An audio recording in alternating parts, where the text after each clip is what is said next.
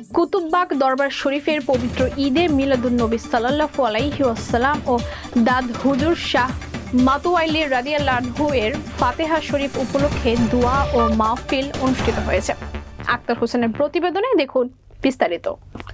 সোমবার বাদ মাগরিব থেকে সারা রাত হাজার হাজার ভক্তবিন্দু ও দেশ বরেণ্য আলেমদের নিয়ে ইবাদত বন্দেগীর মধ্যে কুতুববাগ দরবার শরীফের সদর দপ্তরে দোয়া ও মাহফিল অনুষ্ঠিত হয়।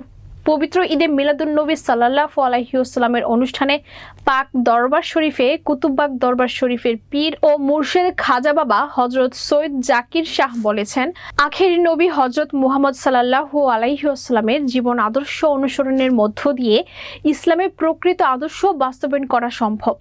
আমাদের অশান্তির পৃথিবীতে শান্তির সুবাতাস আনতে হলে রাসূলে করিম সাল্লাল্লাহু আলাইহি ওয়াসাল্লামের মানব প্রেমের পথে চলতে হবে। মোনাজাতের আগে দেওয়া বয়ানে তিনি এসব কথা বলেন।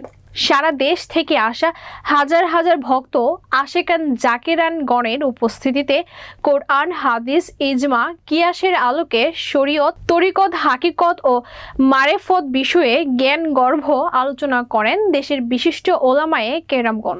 Gospel of Saint John's chapter 5 এ উল্লেখ আছে যে আমার দয়াল নবীজি রাসূলুল্লাহ সাল্লাল্লাহু আলাইহি ওয়াসাল্লামের নাম মোবারক। ওখানে বলা আছে এভাবে, হিক্কো মামিত্তাকিম বিকুল্লি মুহাম্মাদিন জাহাদুদি বিজাহদিহি বাইনা জাওয়াজালিন। মুসিবতের সময় মানুষ যে বিভ্রান্তির মধ্যে আছে, এটার একটা সমাধান দিয়ে যায়।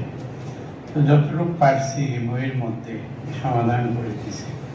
যত মুহাদ্দিস, মুফাসসির, যত প্রকারের আলিম আছেন, 73 দলে যারা বিভক্ত আছে, সকলেই আশা করি এটা বুঝতে পারবেন। বলেন আমিন।